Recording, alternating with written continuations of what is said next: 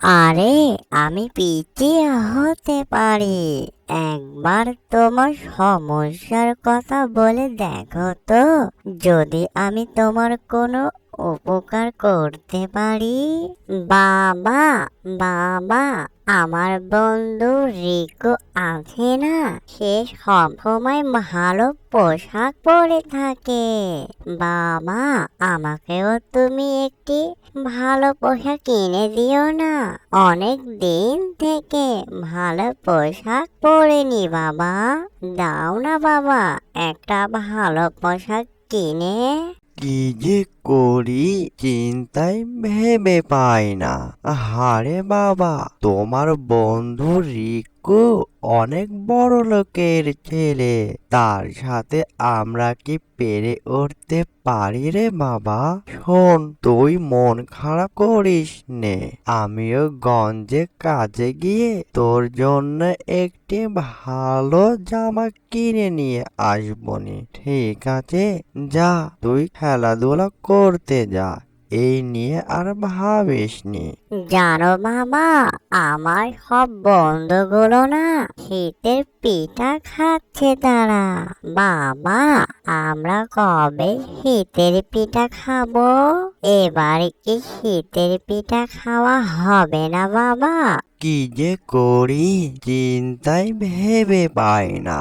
আহারে বাবা, এই নিয়ে ভাবিস না, তোর জন্য চাউলের গুঁড়ো কিনে নিয়ে আসবনি, আর মজাদার মজাদার তোকে পিঠা বানিয়ে দেবনি, ঠিক আছে? এবার তো খুশি তো লক্ষ্মী বাবা আমার? এই যে বড় পাখি, তোমার মন খারাপ কেন? কি হয়েছে? আমি অনেকক্ষণ থেকে তোমাকে দেখি, তুমি মনে হয় অনেকটাই চিন্তিত। তোমার কি কিছু হয়েছে? আরে, তোমাকে আর বলে কি হবে? তুমি কি আমাদের এই অবলা প্রাণীর কষ্টের কথা বুঝবে? খামাকায় তোমাকে বলে আর কি লাভ? আরে আমি পিচ্চি হতে পারি। একবার তোমার সমস্যার কথা বলে দেখো তো, যদি আমি তোমার কোনো উপকার করতে পারি। আমরা দিন আনি দিন খাই, তেমনটা ভাবে কোনো টাকা পয়সা নেই। একটা মাত্র পোলা আমার কাছে শীতের পিঠা খেতে চেয়েছে, কি আর করা? তেমনটা ভাবে টাকা পয়সা নেই, তারই অভাবে পোলাটাকে খাওয়াতে পারছি না, তাই এটা নিয়ে অনেকটাই চিন্তিত, বুঝলে? ও, এই ব্যাপার তাহলে। এই নিয়ে অনেকটাই তুমি চিন্তিত। এই নিয়ে আর ভেবো না।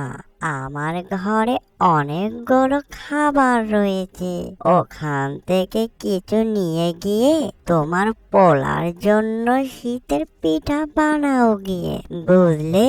চলো আমার সঙ্গে। অ্যানিমেশন কার্টুনটি যদি ভালো লেগে থাকে, লাইক, কমেন্ট, শেয়ার আর সাবস্ক্রাইব করতে ভুলবেন না। এরকম ভিডিও পাওয়ার জন্য আমাদের চ্যানেলের সাথে থাকবেন। এতক্ষণ সাথে থাকার জন্য সবাইকে ধন্যবাদ।